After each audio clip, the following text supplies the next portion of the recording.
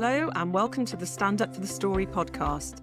Today, I'm thrilled to introduce you to author, speaker and time rebel Paul Holbrook, who's the founder and creator of Diary Detox. How are you today? I'm good. Sunny day in the Cotswolds. Yeah, at last. So I'm going to start off by asking you the same question that I ask all the guests. What's the story that you're here to stand up for? The story I'm here to stand up for is our relationship with time. Oh, that's a juicy one. More juicy than you'd expect. So why the story of our relationship with time?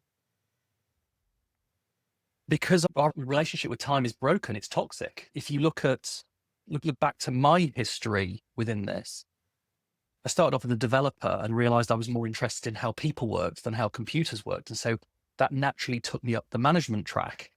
And when I look at how managers spend their time, they spend so little of it actually doing the thing that we need managers to do, which is manage and lead their people.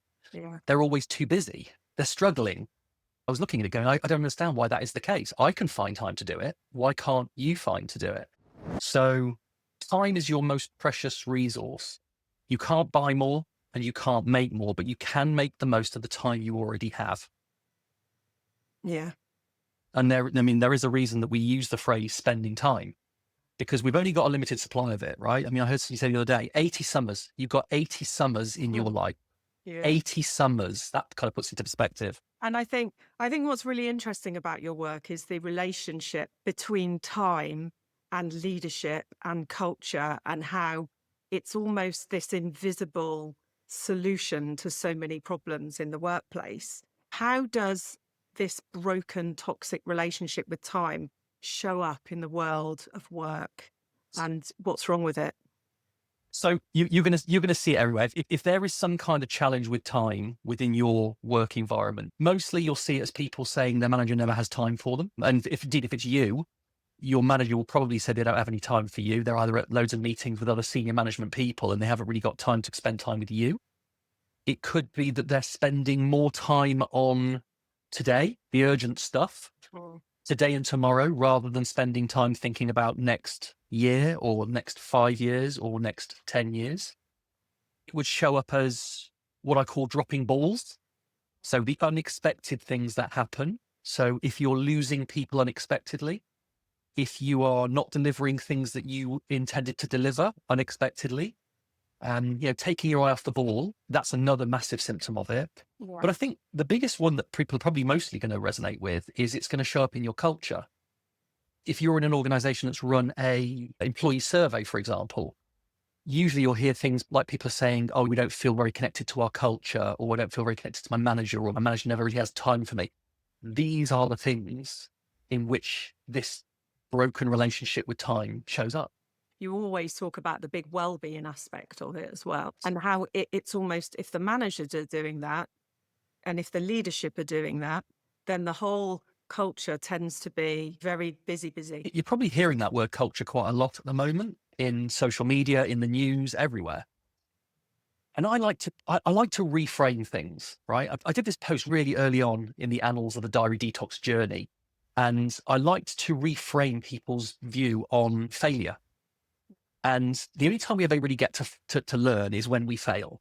Yeah, that's the only way you really learn something. And I remember doing a post where I basically said, every time you hear the word fail, I want you to insert the word learn. So if somebody says, I don't want to do that because I might fail, they reframe it as, I don't want to do that because I might learn. And they're like, ooh, that doesn't sound right. That sounds weird. And it's because, well, that's the reality of it. You've got to fail to learn. And I think it's the same with culture. So I like to say, if ever you want to use the word culture, anywhere you see the word culture, just replace it with the word manager. So if you say, we've got a problem with our culture, we've got a problem with our managers, okay? Or we want to improve our culture, we want to improve our managers. And this is a really difficult one, right? Because people will say, oh no, a culture is what everybody does. And it's like, well, yes, it is. But who brings everybody into the organization? Who hires those people? Managers. Who gives them direction? Managers. Who monitors them? Managers. Who incentivizes them? Managers. And who doesn't get rid of them when they're toxic? Managers. So if you think you've got a problem with culture, you've actually got a problem with your managers. And what I like to do is I like to go to the management world and say, So what do you believe? And a lot of managers will tell you what they believe, but what you believe is what you put in your calendar. How you spend your time. I don't care whether you tell me you believe in leadership. If I look in your calendar, I can see whether you believe in leadership because what you fill your time with. So, what was your personal aha moment around wanting to change this story? And it was during one of the, well, it was the last company I worked for, actually, in my, what I call my first career. And this organization did an employee survey, and that employee survey said that people felt 44% well led. Now you got to remember, this is a big city firm. This is 100,000 people worldwide. Yeah. And by doing an employee survey, it said that people felt 44% well led. It's like, wow. What was really interesting is they did what probably most organizations think is the answer. They said, well, look, let's just basically buy a leadership development course and we'll basically teach all our managers to be leaders. Yeah. And so that's what they did. Multi-million pounds it was. And really interesting, a year later, they reran the survey, having forced everybody through this. And it said that people felt 34% well led. So it actually went down by 10%. But anyway, what was really fascinating for me is that I went on those courses. It was 3 separate days, full day course. And they were teaching us all these different tools and techniques that we should theoretically use as a manager to hopefully do more leadership. And what was really fascinating is that I thought the stuff they were teaching was really very good, but I was a true believer, right? And I wanted to know what everybody else was thinking. So on the first break of the first day, I sought out the most senior person there and I asked them what they thought of it. And it was a guy, and he said, well, it's all right. I mean, it's nothing I haven't seen before. And I think, first of all, that was key because he was right. Nothing that they were teaching us was anything we hadn't heard before. It was exactly the same stuff, just repackaged. Mm. It's what he said next that really blew my mind and what literally was the aha moment for me. He said, the problem is, how am I going to find the time to do all this new stuff with everything else I've currently got on my plate? Yeah. Wow. And I froze in the moment because I thought, I don't think you realize what you've just said, mate. And I didn't say that to him, but I kind of thought in my head, because if I translate it, all of the stuff that he was currently doing, all the stuff that was currently filling his plate, that's the stuff that was giving them a 44% rating. Yeah. So that wasn't the right stuff. All the new stuff was the stuff that would have given them a much better rating. But what he was saying is, how am I going to find time to make the rating better when I'm too busy making the rating worse? Yeah. And it was like, I don't think he's got it. And had a conversation with somebody recently and we kind of credited it. I love an analogy because an analogy can really help you. And the analogy is, imagine somebody comes to you and says they want to start eating more healthily. And they come to lunch with you and they've got this plate full of burger and chips. And when you turn around to them and say, well, you could eat more healthily, you could eat some, let's say some salad, or you could eat a quiche or something. They go, yeah, but am I going to find space on my plate for quiche when I've already got burger and chips on them? I mean, we laugh, but this is what's happening. Managers are rejecting the right stuff because they're too busy doing the wrong stuff. Yeah. It's really insightful. What is the real problem going on with all of this? We are not taking control of our time. We are letting our time take control of us. That is what is fundamentally happening here. Our relationship with time is broken. And to all intents and purposes, we're addicted to busyness, right? Busyness. And I think school has a big part to play in this, right? If you think back to school, let's say you were really good at a subject. For me, I was quite good at maths and music.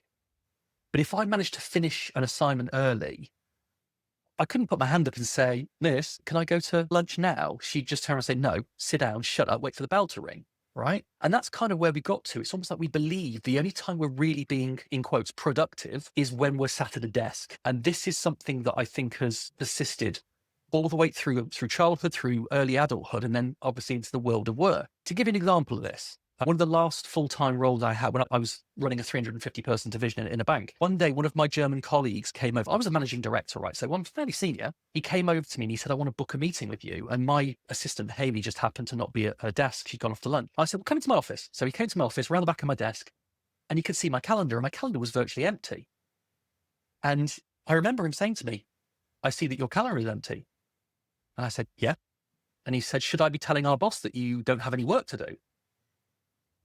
And I thought, well, you can tell him what you like, but don't infer that just because my calendar's empty, I don't have any work to do. We just have a very different view on what work is for me. Mm. Because what I've been seeing throughout my career in the management space is that managers would fill their time with meetings and more meetings and more meetings. What they never did, and what I did, and I was very different in this, is I saw my job as making it as simple as possible for other people to do theirs.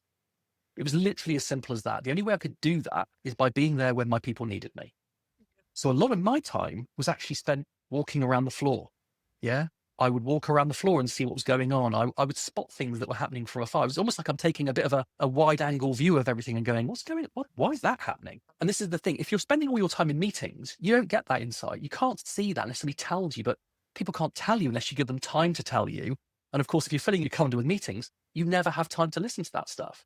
So I think managers probably need to have a bit of a better understanding about what it is they're there to do and consciously planning their time, controlling it to actually achieve that. And it being a manager is almost, it's a bit hit and miss, isn't it? According to who you learn to be a manager from.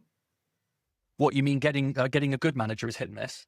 Well, when you become a manager, I know you've said to me before that if you had a bad manager, you're just going to copy what they did. Oh yeah, of course you will. Yeah. At the end of the day, they've been pretty successful. They've got to a level I want to get to. So if they've got there doing that, then maybe I should do that. Yeah. And that was the thing I saw all the way around. And it was really interesting. When I started managing people were getting a bit of a different view, going, well, hang on a minute, you seem to care about us. You seem to be spending more time with us. And it was like, well, yeah. Why wouldn't I? I mean, that's my job. It's not to do your job. It's to do my job. Yeah. And I think it's funny that you said about having an empty calendar, knowing who you are now and knowing how you work, and me doing my diary detox each week, which we'll come on to in a bit. I cannot imagine functioning with an empty calendar now. Well, it's interesting you say that because I don't advocate it. I don't advocate having an empty calendar. Oh. I do advocate filling your calendar up, but the key is to fill it up with different things. So rather than leave your calendar empty and then just let every meeting come back in, it's like, putting an open wallet on your desk. You wouldn't just do that. You help yourself. Yeah, but that's what we do. That's what an empty calendar is. It's basically the equivalent of putting a wallet on your desk and saying, here you go, guys. Wow. Have fun. And you'd never do that. But why do we do it with our time? So what I advocate now is filling your calendar up with stuff that is the right stuff. And we'll probably get onto talking about that. But in the right circumstances becomes quite optional. So that if somebody really needs you, it's the stuff that you could go, okay, I can park that for a moment. Problem is most managers fill their calendars up with stuff that is just urgent. It's always perceived as urgent. And therefore there's never any time. I can't possibly drop that. Yeah. So it's a crazy place to get to. What needs to change within our relationship with time? Three things, I would say. In the first instance, I would talk about focus. Managers need to be more focused on what being a manager really means and what people really need from a manager. An example I would give of that is the objectives that managers have, right? Now, I get to go into a lot of companies, very senior people, and I will talk to them about, well, what are your objectives?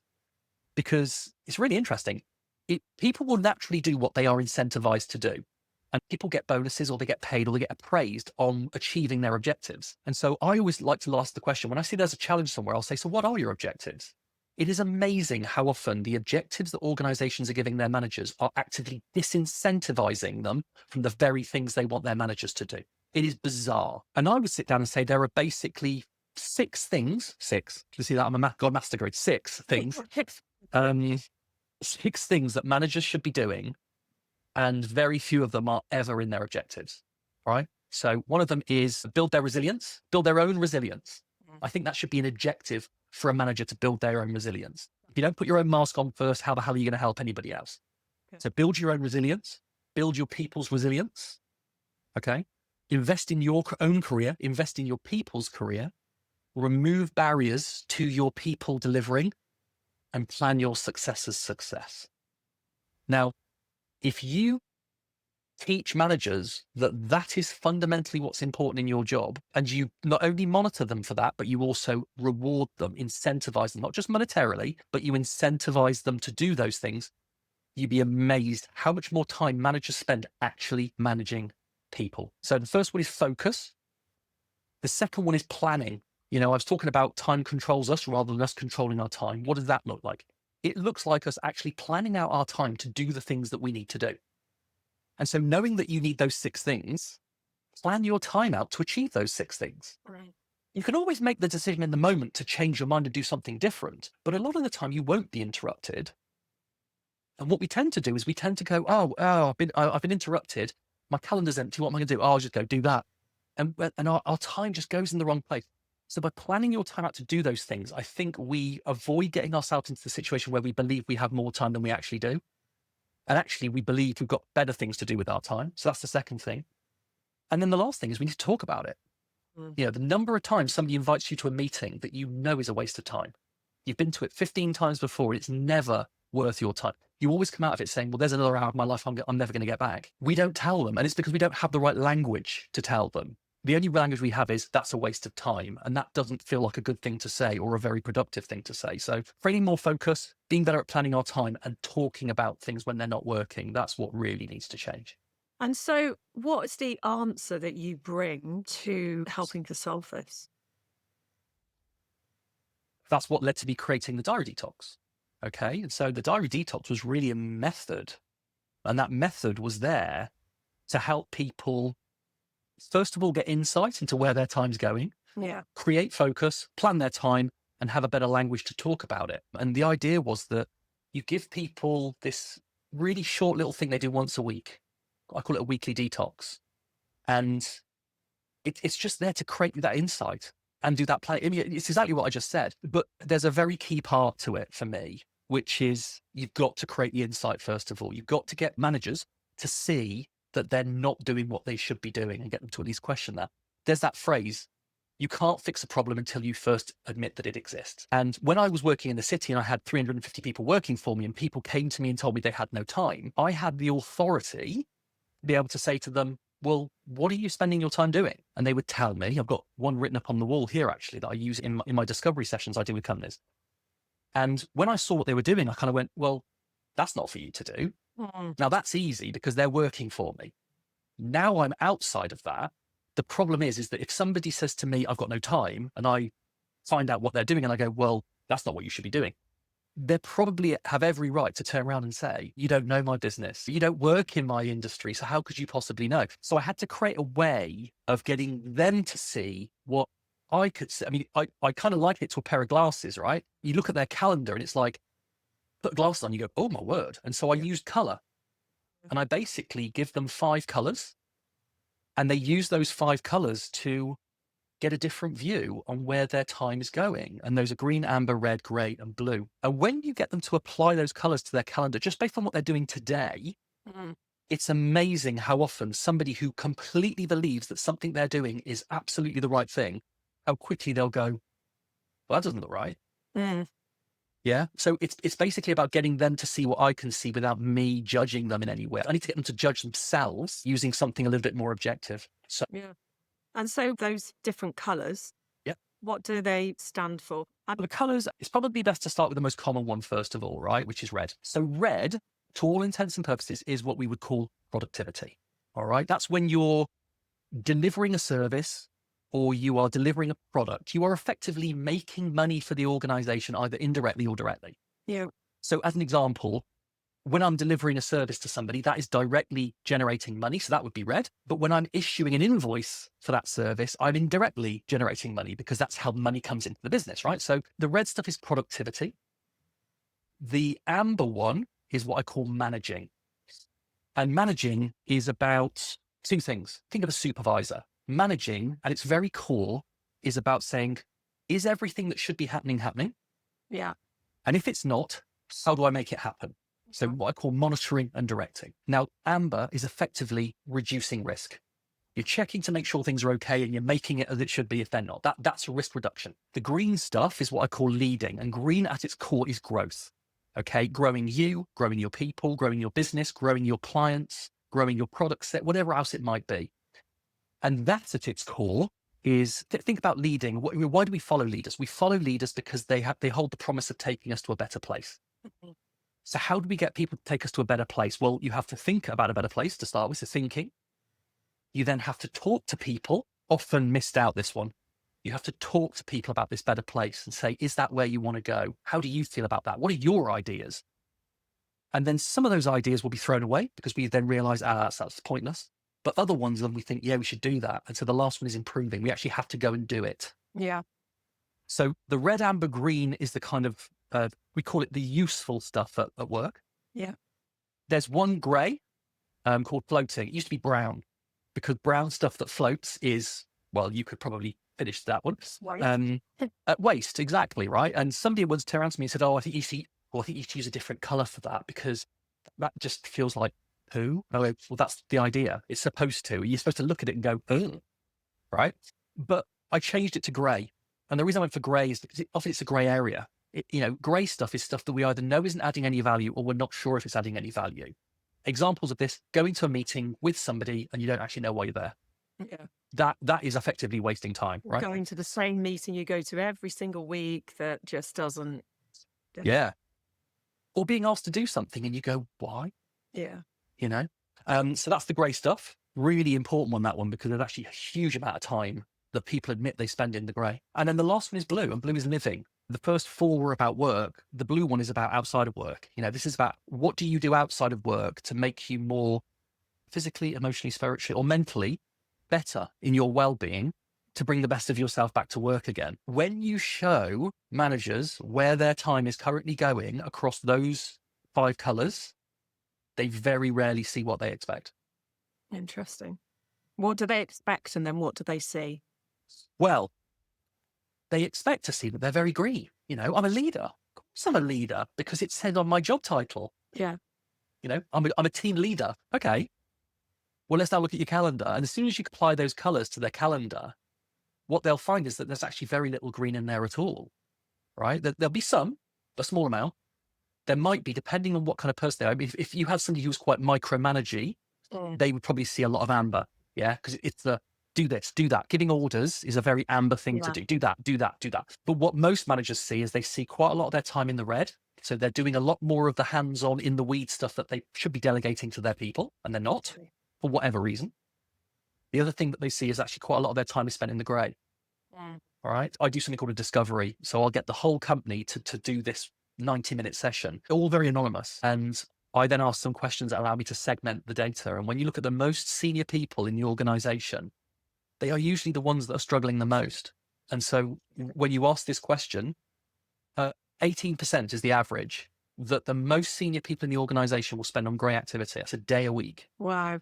A day a week. And that grey stuff, by definition, is stuff that you could just stop doing tomorrow and it would have no effect other than give you more time.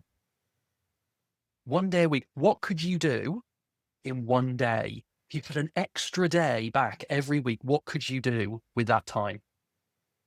And I think it's just fascinating. that is amazing. It's incredible when you think about it. And the fact that it's not just the leadership, the senior leadership, that's everybody in the organization a day. Well, if you extrapolate it out to everybody we've ever done it with, it says that it's 23%. Gosh. Even So more. over a day a week is spent doing stuff that everybody is saying.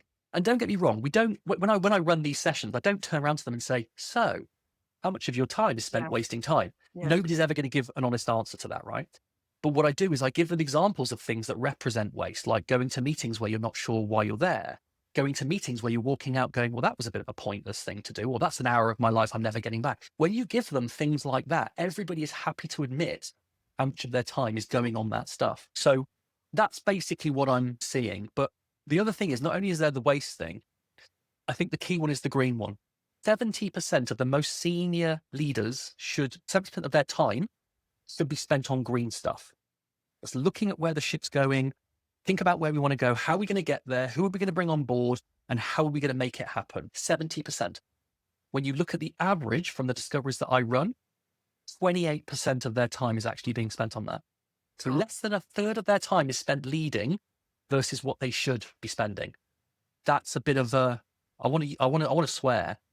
That's a bit of a mind bend, we'll call it. I think this is really interesting because I know of people who are CEOs within very large organizations who are completely slammed all the time, back to back, don't have time for anything, don't see their family. And this work that you're doing, it just seems so important for that, as well as CEOs of large organizations. I mean, obviously, we've been working together now for about 8 years. And in that time, I have used the Diary Detox for my business as a small bit, and also as somebody who is neurodiverse. I've been diagnosed with ADHD. If I do not sit down each week and plan what's coming the next week, and like you say, I start off with the blue stuff, like what's my exercise? When am I going to the gym? When am I going outdoor swimming? What time am I going to spend with friends and family? And when I do that, there is this kind of calm that descends, and that I know the next week I'll know what I'm doing. I just look in my calendar and that's it.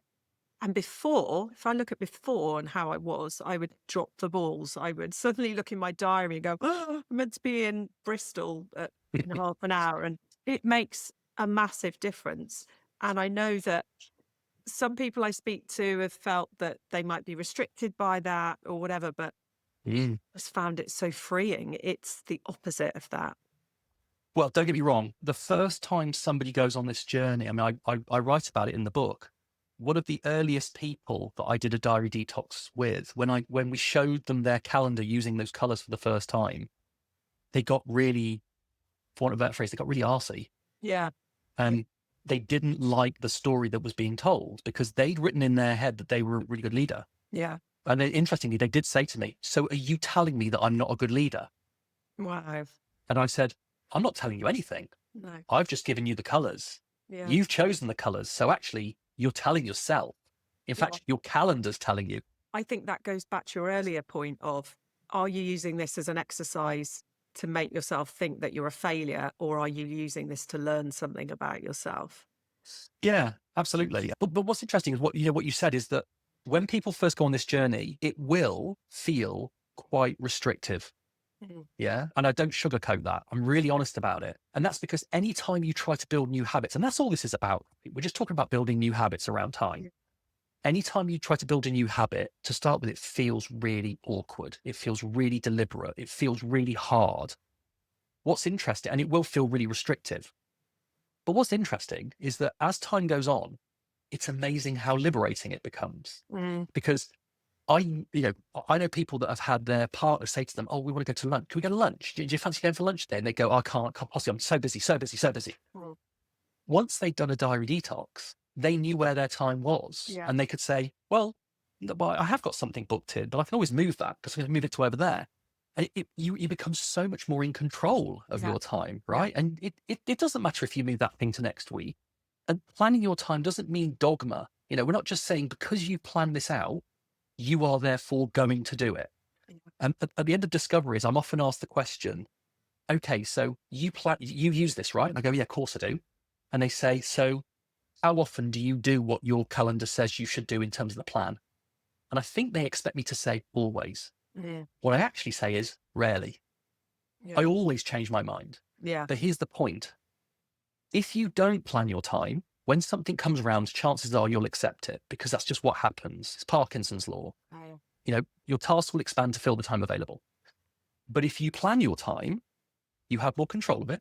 You can change it. You are ultimately in control of your time, but I want you to make that decision consciously. I want you to know that by taking on this piece of work, you're going to basically take away some of your blue time, some of your recharge, some of your you time. And then I think we're going to start making better decisions. At the moment, we're just not making the decision at all. We're just deferring to an empty calendar. Yeah, I've got loads of time. And that's just not working. It's never worked. And that's what I think needs to change. I agree, definitely. I mean, I was able to take a day off last week because I could see that at the moment that was just where I was. I think I get into the habit of not booking time off and not booking holidays. So it's helping me to do that as well. Yeah. That's different because I work for myself. So what will the brand new story of our relationship with time look like? Well, you could probably infer it's the inverse of everything I've said in terms of the other questions you've asked. It looks like us being in control of our time. Yeah. Us making more deliberate decisions about our time, having a better understanding about what we really should be there to do. But that's in terms of what does the new version, the new story of time look like in terms of how we act. But I suppose the real question is, what does it look like if we start acting that way? And it looks like managers having more time for their people. It looks like managers actually, for once, being the removal of barriers to their people delivering rather than another barrier to their people delivering. And let's be clear, that is what's happening right now. Yeah. So I think it's managers having more time for their people. It is greater innovation. The green stuff is where I say growth. So many times I'll talk to very senior managers and they'll say, yeah, my managers never have time to think about what's happening next year. It's always what's happening tomorrow. Well, give them more time for green stuff and you'll see better innovation. Where I really want it to go, it feels a bit awkward saying this sometimes, but it shouldn't, because it is what I really believe, is that I want your manager just as likely to be the first person you go to when you have a challenge as your partner. Because you spend over half of your life at work. Why would you want to do that with somebody that you don't trust? 75% of people trust a stranger more than their manager. Why is that? Well, it's because they have no reason to trust their manager, because every time they go to their manager says, no, I ain't got time for you. Well, then that means you don't care about me. What I really want is I want managers to start caring about their people. And more importantly, I want people to start feeling cared for by their manager. Sure. That's what I think the brand new story of our renewed relationship with time would look like. You do talk about leading with love and Yeah. how that affects the bigger pictures of culture and, all the things we've talked about, the new way of being a manager, what that involves. It's almost eradicating the existing toxic version. I think what's interesting about that is you using the phrase accidental managers. So before we finish off, it would be really good for people to hear what they are and how they feed into this as well. Well, I mean, you've probably worked for an accidental manager, all of you at some point. Yeah. And what that really looks like is it's somebody that probably shouldn't be a manager, who has become a manager because of the wrong reasons, and the way organizations work at the moment, we actually incentivize accidental management. So this is the person that's become a manager either by default because their manager left. And then they go, oh, okay, the manager's left. What do we do? Who's the best developer? You be a manager. And it's like, yeah, just because you're good at developing code doesn't mean you're going to be good at developing people. They're very, very different things. Computers follow instructions. People tend not to. You have to kind of cajole them on that little journey, right? And then a great example of this is Wayne Rooney, right? Unbelievable football player, just got sacked from Plymouth. He's just not cutting it as a manager, bless him. And it's not him as a bad person. It's just that sometimes we're just not, we're not suited. Yeah. And so I think a lot of people are becoming managers and they really shouldn't be one. And because they shouldn't be one, they don't value the things that management values. The reason I think I worked so well is because I probably had a deep-seated insecurity from being really young, that whenever anything went wrong, I was the one that was always blamed because I was the tallest, even though I wasn't the eldest. So when I became a manager for the first time, I thought, well, how can I get people to see me in a positive light? And it's like, I'll just do the best for them. And so that's what I did. That's what I prioritized my time on. It's like, well, I will do some coding, but the first thing I've got to do is look after these people. We've got too many managers that aren't seeing management in that way. And they are what we call the accidental managers. There's a lot of talk about the fact they're not trained. Training has a part to play, but it's not the first part. You have to hold the right values for that kind of thing. Accidental managers are people that don't love people, ultimately. Yeah, I've worked for a few of those, definitely. We all have. Yeah. So what's the one thing that listeners can do right now to change the story of their relationship with time? Definitely the most impactful thing is, I said it earlier on, the first step towards fixing a problem is first admitting you have one. And there's kind of two ways you can do that. So an example. So I was speaking to somebody the other day and he's struggling. He's struggling with his time. And he said to me at the end of it, he said, what can I do? I asked him what email client he used. He uses Outlook. Right. Yeah. I said, great. If you got Microsoft Outlook, I said, just go and install the Diary Detox add-in. Okay. And he said, what's that? And I showed him how to install it. And basically all it does, very, very simple. It doesn't send any data anywhere. It just sits on your computer. And the idea is that just for 1 week, for everything you do in a week, everything that's in your calendar, I want you, when you come out of that thing, I want you to open up that appointment in your calendar, press the Diary Detox button, and you'll see a bunch of categories on the right-hand side open. And it'll be each of the Diary Detox categories with each of the colors. And I said, I just want you to decide which of those categories that thing you've just done is, and click on it. And when you click on it, it'll turn it that color and then just save it, close it, do whatever you're going to do. Do that for a week. And over a week, just see what colors appear in your calendar. I think you'll be quite surprised that it's not what you expect. So that's what I would advise an individual does. But one thing that's, I think, really important is that some organizations will approach me and say, well, my people are struggling with time. So what do they do? And I run something called a discovery. Yeah. And that discovery is basically, it's a 90-minute webinar where we basically take them on the journey, get them to answer some questions using their phone, and the results come in live on the screen. And very quickly and anonymously, you get to see where your people's time is going in terms of the colors. And it is absolutely mind-blowing. That's where the 23% of people's time is spent on grey stuff comes from. Yeah, so that will Um, really start to shift the conversation or start the conversation, people. Yeah, obviously the downloading Outlook is great. And then I'm going to plug you a bit now. I think there's the and what next? How do I interpret that? do that for a week. And if you are told a story, if you look in that mirror and you see something that you're not comfortable with, So what just might getting, that look like? look for how much grey and red stuff is there Yeah. and how little blue stuff is there. But yeah, if you look at the grey and the red stuff, that's the first point. And if you're not sure, get in touch with me via LinkedIn. I'm on LinkedIn. I'm always happy to connect with people. I'm always happy to have the conversation. And I'm going to be creating a carousel that I'm going to be putting on LinkedIn that gives people an understanding of what are those colours, Yeah. and also what kind of mix of colours should you expect to see. Because of course, the mix of colours should be different depending on what level of manager you are in an organisation. As a junior manager, you should be spending more time on the red, less on the green. But as a very senior manager, more on the green, less on the red. It's actually fascinating. When you do the discoveries, you actually find that the ratio of colours doesn't change that much the more senior you get, which is basically telling us that managers aren't really changing what they're doing as they become more senior. And that's a real worrying sign. Yeah, I actually understand that. Is it? So where can listeners find out more about you and Diary Detox? Two places. Go on LinkedIn. So it's Paul Holbrook. Usually if I'm doing like videos or any posts, you'll usually see me wearing the colour. I'm wearing green right now because this thing we're doing is part of leading. Yeah. And it's the second one, communicating. I'm sharing new ideas. That's what I'm doing. And that's why I wear the green thing. You'll generally see me wearing the colour of the thing I'm doing there. The other thing you could do is just go on to diarydetox.com and you'll find information on there, either from an individual point of view or from an organisational point of view. Yeah, that's how you can get that from me. Okay, great. Thank you. And thank you so much, Paul, for taking us behind the scenes into your mind and for standing up for the story of our relationship with time. Thank you for helping me tell my brand new story.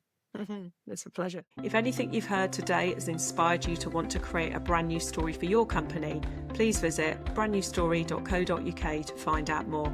And to support the show, please can you hit that subscribe button, leave a review and share this episode with other pioneers in your network. And remember, keep pushing those boundaries, keep standing up for those stories, and I'll see you next time.